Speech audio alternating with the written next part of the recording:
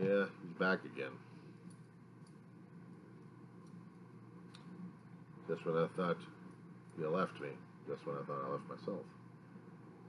That's a 50-year-old fart named Weaver John C. is losing his frickin' mind because of this COVID-19 nonsense.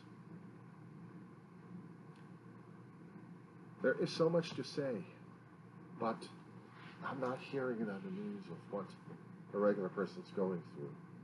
I see the political finger pointing, I see the government finger pointing, I'm seeing information concerning about testing, whether or not it's useful or not.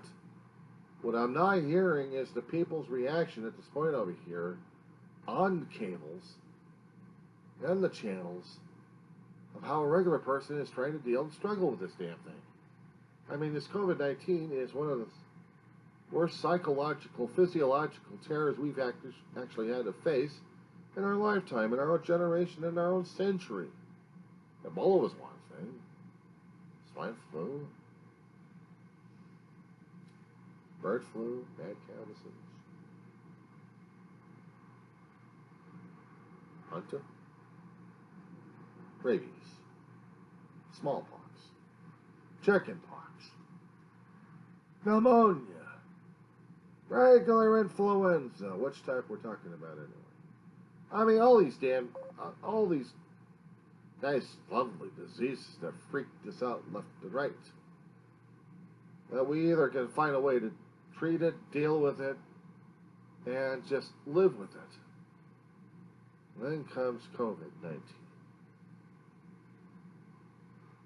Novella corona, they call it. And this monster comes out because they've never seen this type of bug before. They think it's similar to flu. That's why they call it a coronavirus, or COVID.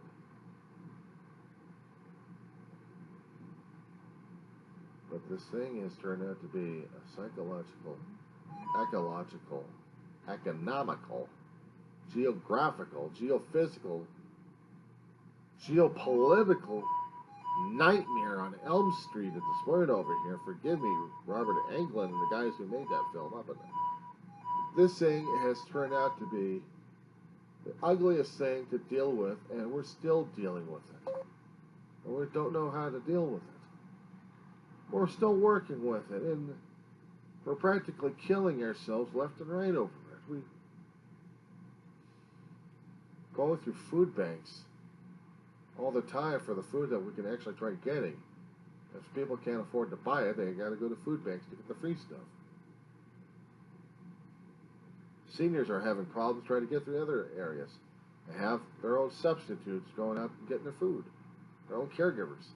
And sometimes they're getting nailed in the bug left and right and bringing it over to their own charges without them realizing it. And what do you got? You got infestations going on left and right. This whole thing has been scaring and stressing people out left and right. Not even talking about this from time to time. Even on YouTube, this has gotten way stressful for me. I'm a 54-year-old fart that's got a lot of health issues at this point over here. I'm perfect prime target for this bug. And the stress of it is getting to me. I have to do videos. I have to do the videos. I have to do my log entries, my own journal entries, to get this stuff off my chest. I have to find ways of doing this. So you get out of the house. Well, you get out of the house, you got to wear a mask. You got to walk your dog a short distance, wear a mask. You're going to the store, get a mask. Carry a mask with you all the time. A lot of the people are having freakouts left and right because all these situations happening with them left and right and what they have to cope with left and right. This isn't the easiest thing in the universe to deal with. This is the scariest thing on earth. Oranges, I'm going to need a fix. I don't need my blood sugar going crazy. It's crazy right now with the type 2 developing. I have to have a few weeks just to see my own doctor. I'm willing to last that long. But after watching the news at this point over here, it's like I can't stand watching it. I've seen the local mayors and governors, county people are trying to find ways of dealing with the cope. And as the national stuff is showing the finger point. And if you happen to go online, social media to research, and they'll have plenty of news articles out there, late or early, and they're showing people going nuts. It's scary. It's terrifying. I'm seeing this stuff happening all over the damn place, left and right. In my own section where I live, nice little fungus place called Roseman, California. You blink, you miss it. You're heading over to Edwards Air Force Base in the 14. You blink, you miss it. You'll go through the town, you're like, what the hell is this place again? You blink, you're like, who cares? Head over to Edwards Air Force Base. You drive by it on the 14 freeway, left and right. You blink, you miss it. How noticeable we are. 20,000 plus, spread laterally, spreading more and more into the hillsides, the Antelope Valley of California.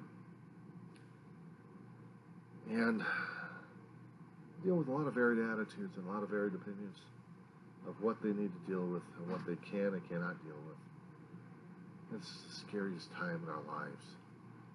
We got people attacking each other left and right because we don't know how to deal with it. We don't know how to live. I sure as hell don't. But I have to keep expressing this because if I don't know what the hell I'm going to do, to be honest. I'm making it short and sweet on here because I'm not going to bore people too much about how the hell I'm doing at this point over here. I'm struggling mentally and physically. I'm disabled, physically and mentally.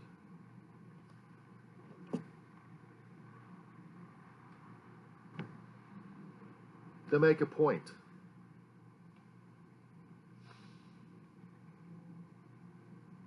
I'm using this damn thing ever since I got injured several years ago. Canes like this, just to get around town. It's getting worse and worse.